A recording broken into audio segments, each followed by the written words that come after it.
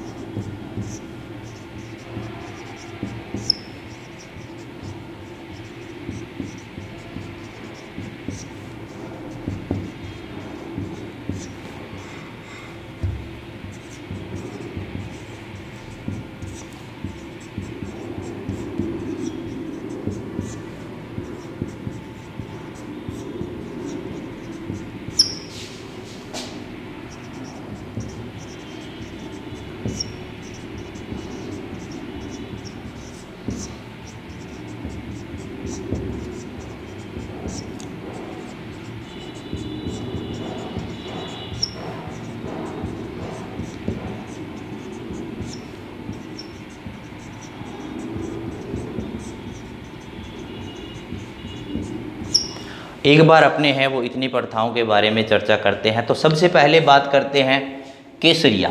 केसरिया यानी कि अपने राजस्थान में जो राजपूत पुरुष हैं वो युद्ध में जाते समय कभी भी मरने से नहीं घबराते थे, यानी कि युद्ध में जाते समय वो लड़ते हुए वीर गति को प्राप्त हो जाते थे। कभी भी युद्ध में पीठ दिखाकर है वो नहीं भागते थे। तो जब युद्ध में उनकी मृत्यु हो जाती थी तो जैसे कि मरने से बिल्कुल नहीं डरते थे, तो वो केसरिया वस्त्र धारण कर बिना कुछ सोचे समझे, बिना मृत्यु की परवाह किए जो राजपूत पुरुषों के द्वारा किया जाता था वो क्या कहलाता था? केसरिया। अब युद्ध में हार की आशंका होने पर, युद्ध में हार की आशंका हो गई तो उनकी पत्नियों को, जो बच्चे हैं, जो पत्नियां हैं उनकी, उनको यातनाओं या पीड़ाओं का सामना न करना पड़े। तो उन्होंने पति की मृत्यु के बाद में, यानी कि युद्ध में उनको आशंका हो गई भी केसरिया हो गया, तो उनकी पत्नियों के द्वारा या महिलाओं के द्वारा किसी अग्नि कुंड या जल कुंड में कूदकर जान दे दी जाती थी। तो वो क्या कहलाता था? जौहर। याद रखना है, जौहर से संबंधित राजस्थान का पहला जल जौहर, राजस्थान का पहला जल जौहर पहला है तो पहला ही याद रखना है 1301। कब हुआ है? 1301 में हुआ है। कौन से किले में हुआ है? रणथंभौर का किला, जो कहाँ है? सवाई माधोपुर में है। रणथंभौर का किला बिना नींव के चट्टानों पर खड़ा, अमीर की आन बान शान का प्रतीक, दुर्गाधिराज के नाम से भी इसे जाना जाता है। यानी कि राजस्थान का पहला जो जल जौहर है वो कौन से किले में हुआ है? रणथंभौर के किले में हुआ है। अब यहाँ केसरिया हुआ, महिलाओं द्वारा जौहर किया गया, तो वो क्या कहलाया? साका कहलाया। क्या कहलाया? साका कहलाया। तो यानी कि राजस्थान का पहला जो साका है वो कौन से किले में हुआ है? रणथंभौर के किले में हुआ है। राजस्थान का दूसरा साका, और क्वेश्चन याद में रखना है, मेवाड़ का पहला साका, राजस्थान का दूसरा साका, मेवाड़ का पहला साका और राजस्थान का सबसे बड़ा साका। ये बात ध्यान में रखनी है। राजस्थान का सबसे बड़ा साका है वो कौन से किले में हुआ है? वो हुआ है चित्तौड़ के किले में। कौन से किले में हुआ है? चित्तौड़ के किले में हुआ है, जो गंभीरी और बेड़त नदियों के संगम पर बना हुआ है। तो चित्तौड़गढ़ के किले में राजस्थान का दूसरा व राजस्थान का सबसे बड़ा साका हुआ है। अब बात करते हैं केसरिया हुआ, जौहर हुआ, ये कहलाया साका। लेकिन एक ऐसी घटना हुई जिसमें क्या है, राजा मारा गया, राजा है वो मारा गया, लेकिन सेना है वो विजयी हो गई। वही बात करते हैं अपने जैसलमेर की। तो जैसलमेर में अर्ध साका है वो कहाँ हुआ है, जैसलमेर में हुआ है, सोनार किला के नाम से जिसे जाना जाता है, जैसलमेर का किला, वहाँ कौन सा साका हुआ है, अर्ध साका। अर्ध साका तो याद रखना, एक ही ऑप्शन में अर्ध का अर्थ होता है आधा यानी 50, तो एक ऑप्शन में आपको 50 मिलेगा। और कब है, 1550 ईस्वी में, यानी अर्ध साके का संबंध है वो जैसलमेर से है। कब हुआ है, 1550 ईस्वी में हुआ है। कांधार का रहने वाला अमीर अली था और एक तरफ लूणकरण था, यानी कि जो राजा लूणकरण है वो मारा गया था, फिर भी सेना है वो क्या हो गई, विजयी हो गई। अब जो महिलाएं हैं, जो पत्नी है लूणकरण की, उसको जौहर करने की कोई आवश्यकता नहीं पड़ी। तो ये क्या कहलाया, अर्ध साका। क्वेश्चन याद रखना है, 2.5 साके का संबंध किस किले से है, या राजस्थान का ऐसा कौन सा जिला है जो अर्ध साके के लिए जाना जाता है। कुछ साके से संबंधित आपको महत्वपूर्ण जानकारी बता देते हैं। ऐसा किला राजस्थान का जिसमें सेना ने या राजा ने अपनी रक्षा के लिए चांदी के गोले फेंकवा दिए थे, तो कौन सा किला, चूरू का किला। राजस्थान का ऐसा किला जिसमें हिंदू महिलाओं के साथ मुस्लिम महिलाओं ने भी जौहर किया है। कितनी बड़ी बात है। अभी कौन आया था, तैमूर आया था। तैमूर यहीं तक सीमित हो गया था और उसने ये बात भी बोली थी भी ऐसा सुरक्षित है वह मजबूत किला मैंने आज तक कभी नहीं देखा। तो ये सबसे ज़्यादा जो विदेशी आक्रमण है वो भी अपने भाटनेर का किला जो हनुमानगढ़ है वो वहाँ हुआ है। राजस्थान का ऐसा किला जहाँ एक भी साका नहीं हुआ है तो याद रखना है जूनागढ़ का किला।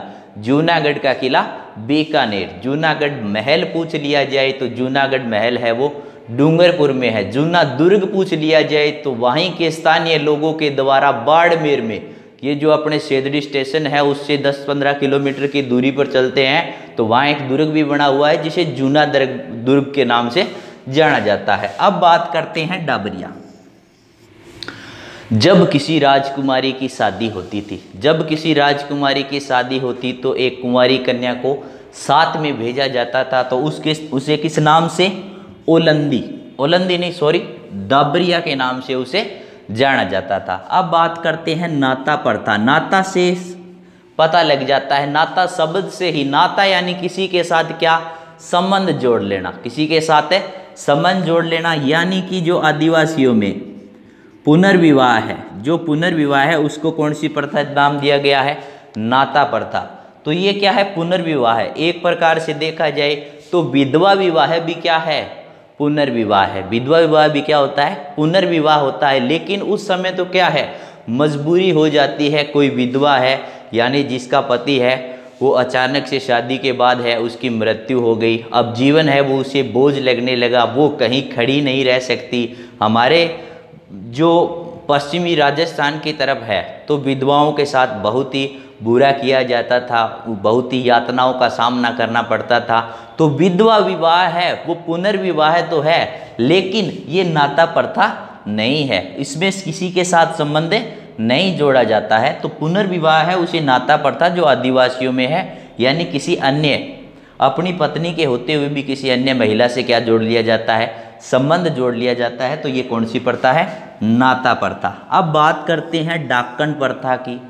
डाकन का नाम आते ही अपने राजस्थान में देशज भाषा में बात कर लेते हैं भी कोई महिला है, लड़की का जन्म है वो अशुभ माना जाता है, लड़के का, सबकी यही इच्छा होता है। किसी को आशीर्वाद देते हुए देखा है क्या, भी भगवान तुझे है क्या देगा, लड़की देगा, ऐसा आशीर्वाद कोई नहीं देता। अपने राजस्थान में भी जैसे भी है जो बहुएं वगैरह हैं वो पाँव छूती है किसी बड़े बुजुर्ग के, तो वो यही आशीर्वाद देता है भी उसके क्या होना चाहिए, लड़का होना चाहिए। लेकिन फिर भी अभी एक फिल्म आई थी हाल ही में, दंगल फिल्म आई थी, आपने देखी भी हुई थी, बहुत पॉपुलर रही थी, आमिर खान की एक फिल्म आई थी।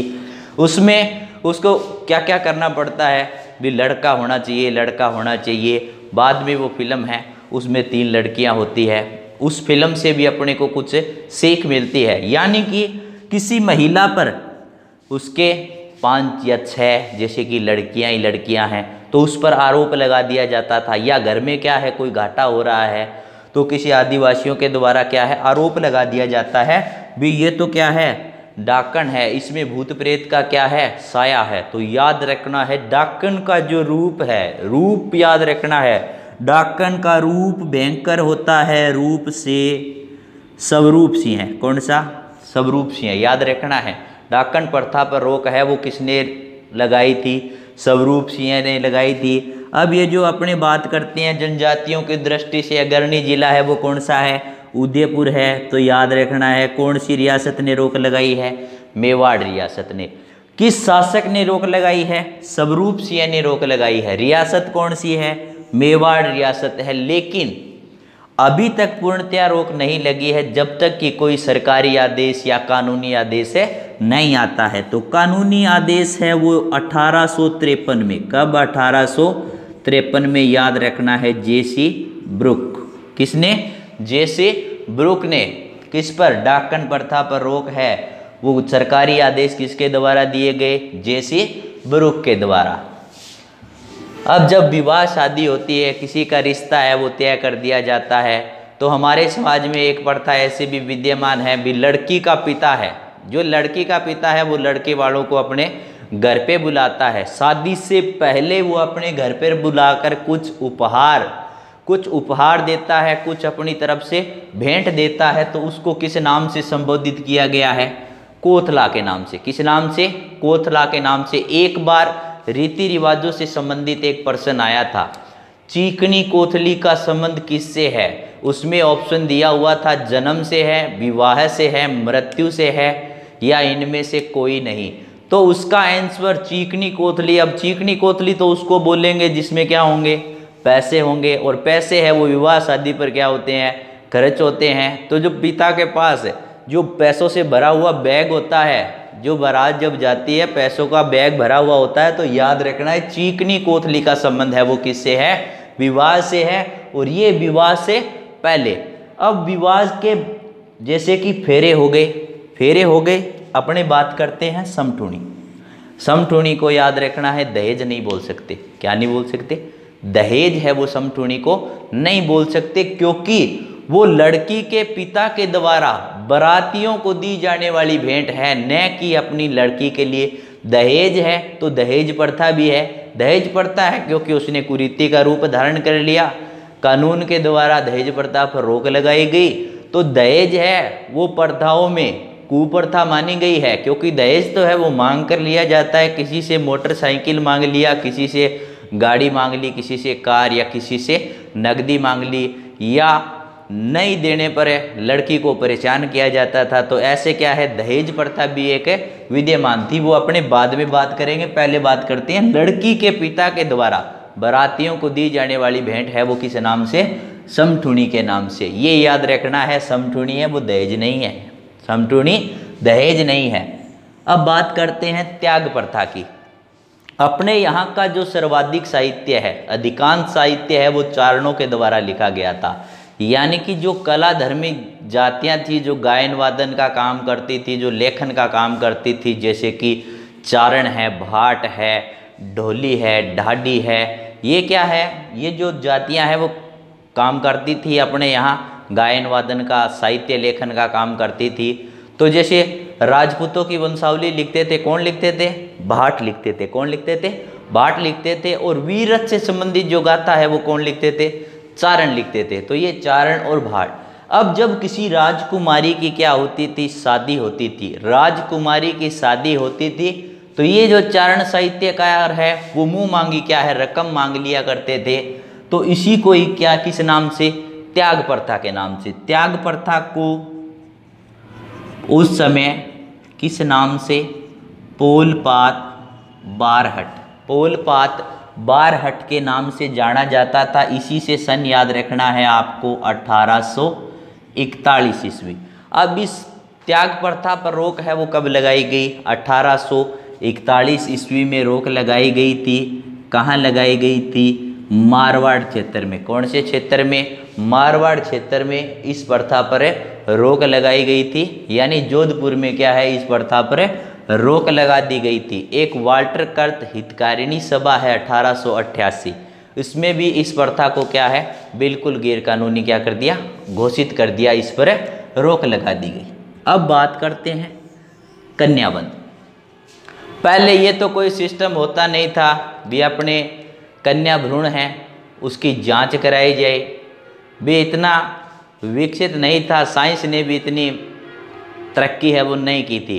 अभी तो जैसे अल्ट्रासाउंड है, सोनोग्राफी है, बहुत से सिस्टम है वो चल रहे हैं साइंस के द्वारा, उसको गैर कानूनी भी बहुत से आए दिन देखते हैं, बहुत से डॉक्टर है वो पकड़े जाते हैं। लेकिन ये क्या हुआ भी पश्चिमी राजस्थान या राजस्थान में अपने बात करें तो जैसे लड़की का जन्म हो गया, लड़की का जन्म होते ही क्या बोलते थे, उसे या तो अफीम खिला दी जाती थी, अफीम खिलाने से उसका क्या है पेट है वो फूल जाता था, या फिर उसको सांस लेने में क्या होती थी, दिक्कत होती थी, और ये खबर फैला दी जाती थी भी लड़की है वो मरी हुई पैदा हुई थी।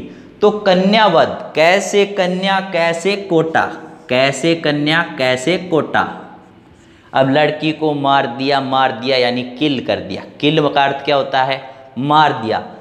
तो जो कोटा रियासत है उसने तो रोक लगाई थी, लेकिन एक कानूनी आदेश भी आया था विल्किंसन, क्या याद रखना है, विल्किंसन। तो कन्यावध पर रोक है वो किसने लगाई थी, विल्किंसन ने सरकारी आदेश दिए थे। आपको याद रखना है विल्किंसन, क्या याद रखना है, विल्किल, अलग से लिख लेते हैं अपने, याद रह जाएगा एग्जाम में आने के बाद।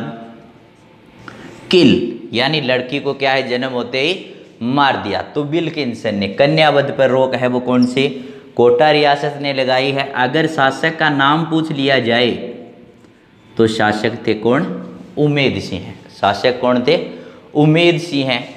अब कन्या है, कन्यावध पर रोक है वो कब लगाई गई थी, बात करते हैं 1833 ईस्वी में। कब लगाई गई थी, 1833 ईस्वी में कन्यावध पर क्या लगाई गई थी, रोक लगा दी गई थी। ये आदेश दिया था किसने, उमेद सिंह ने। सती प्रथा, सती प्रथा, ये इस प्रथा की बात की जाए तो यानी कि जो महिलाएं हैं, जो पुरुष है या राजा है उसकी क्या है युद्ध के दौरान मृत्यु हो गई, युद्ध के दौरान मृत्यु हो गई तो एक ऐसी प्रथा थी भी उनकी पत्नियों को जब उनका शव यानी जलाया जाता था तो वो उनकी चिता के साथ जलकर जान दे देती थी। सती यानी साथ में, सहगमन सहमरण, आग में जलकर, तो लिखा हुआ आ सकता है अवणारोहण, अवणारोहण यानी कि आग में जलकर क्या दे दी, जान दे दी। अब सती प्रथा का सर्वप्रथम उल्लेख भारत में, सती प्रथा का सर्वप्रथम उल्लेख भारत में कौन से अभिलेख से मिलता है, तो याद रखना है एरन अभिलेख 510 ईस्वी। ये बात करते हैं भारत की, लेकिन राजस्थान में सती प्रथा का जो उल्लेख मिलता है वो कौन से शिलालेख से मिलता है, घटियाला शिलालेख। घटियाला शिलालेख सभी जानते हैं कहाँ, जोधपुर में। घटियाला शिलालेख विक्रम संवत 861, विक्रम संवत 861, यहाँ से क्या है सती प्रथा का उल्लेख मिलता है। सती होने वाली पहली पत्नी यानी कि हुणों के विरुद्ध एक लड़ाई हुई थी, भारत में बात करें तो हुणों के विरुद्ध लड़ाई हुई थी। एक सेनापति था राणु का, उसकी पत्नी ने जिद की थी भी वो क्या होगी, उसके शव के साथ क्या होना चाहती थी, सती होना चाहती थी। यहीं अपने राजस्थान की बात करें, ध्यान दें जो BSTC वाले हैं, जो PTET की जो तैयारी कर रहे हैं, जो प्री BEd की तैयारी कर रहे हैं, तो क्वेश्चन याद रखना है, अपने राजस्थान में पहली सती होने वाली जो महिला है वो थी संपल देवी। कौन थी, संपल देवी। क्वेश्चन है वो नोट कर लेना, कौन थी, संपल देवी का उल्लेख मिलता है। और सबसे मोस्ट इम्पोर्टेंट पर्सन है वो याद रखना है, राजस्थान में सती होने वाली अंतिम महिला कौन थी, रूप कंवर, जो कहाँ की थी, सीकर की। सती होने वाली अंतिम महिला है वो कौन थी, रूप कंवर, जिसका संबंध सीकर से था। ये रूप कंवर है वो किसकी पत्नी थी, किसके पीछे जो सती हुई थी, तो इनके पति का नाम क्या था, मोहन सिंह है। ये घटना क्या थी, 1987 पूरा प्रशासन है वो अपने बोल देते हैं ना अभी चेते में आ गया, यानी कि पूरा प्रशासन है वो हिल चुका था, पूरा प्रशासन हिल चुका था। 1987 की जब ये घटना हुई, ये जो रूप कंवर है वो क्या हो गई, सती हो गई। तो सती निवारण अध्यादेश या अधिनियम कब जारी किया गया, 1987 से 7 में यानी सती प्रथा 1987, सती निवारण अधिनियम है वो 1987 में बनाया गया था। अब सती होने वाली महिलाओं में ऐसे है भी कोई महिला है वो गर्भवती है, कोई महिला गर्भवती है तो वो क्या है उस समय अगर सती होना चाहती भी है तो उसे सती नहीं होने देते। क्यों नहीं होने देते, उस समय एक जान नहीं जाती, उस समय जान जाती है 2, क्योंकि गर्भ में एक बच्चा भी पल रहा होता है। या किसी राजा की लाश नहीं मिली, लाश नहीं मिली या रानी को है अचानक से नहीं बताया गया, सब को जला दिया गया, तो वो सती क्या करती थी, अपने पति की किसी निशानी के साथ सती होती थी। तो ऐसी सती को किस नाम से जाना जाता था, महासती। जो निशानी के साथ सती होती थी वो कौन सी सती, महासती। मारवाड़ में बात करते हैं एक पितरहंता शासक मालदेव की, किसकी बात करते हैं, मालदेव की बात करते हैं। तो मालदेव की एक रानी थी रूठी रानी, पितरहंता शासक है, कोई ऐसे काम करता है तो पत्नी है वो खुश कैसे रह सकती है, जिसने अपने पिता को ही मार दिया हो। तो मालदेव की पत्नी रूठी रानी उमादेय का नाम आता है। तो उमादेय है, जब मालदेव की मृत्यु हुई थी तो उसकी पगड़ी के साथ क्या हुई थी, सती हुई थी। तो ऐसी सतियों को किस नाम से जानते थे, अपने महासती के नाम से। अब जो सती प्रथा है, सती प्रथा से याद रखना है भी सती प्रथा पर रोक है वो कब लगाई गई थी, सती प्रथा पर रोक है, सन है वो ध्यान में रखना है, कब, 1822 में। कब रोक लगाई गई थी, 1822 में रोक लगाई गई थी। कौन सी रियासत के द्वारा, बूंदी रियासत के द्वारा। कौन सी रियासत के द्वारा, बूंदी। बूंदी है वो किस क्षेत्र में आता है, हाड़ौती क्षेत्र में। किस क्षेत्र में आता है, हाड़ौती। क्वेश्चन नोट किया जाए कि सती प्रथा में या सती प्रथा पर सर्वप्रथम रोक राजस्थान में किस क्षेत्र में लगाई गई थी, तो किस क्षेत्र में, हाड़ौती क्षेत्र में रोक लगाई गई थी। तो ये सती प्रथा। अब बात करते हैं सती प्रथा पर रोक है वो बूंदी रियासत को जाना जाता है, और कब है, 1822 में। सती प्रथा, जब महिला सती हो रही होती है, जो महिला सती हो रही है वो अपने परिवार को कुछ उपदेश देती है, वो अपने परिवार को क्या देती है, कुछ उपदेश देती है। तो वो किस नाम से जाने जाते हैं,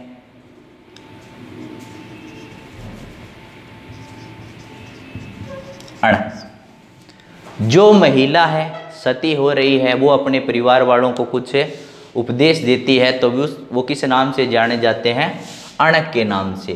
तो ये याद रखना है, रिवीजन है वो आपका कंप्लीट करवा दिया जाएगा। जैसे भी टॉपिक है कंप्लीट होगा आपको पूरा रिवीजन करवाएंगे। तो ये अपने कुछ प्रथाओं के बारे में अभी और चर्चा करेंगे। तो यहाँ तक।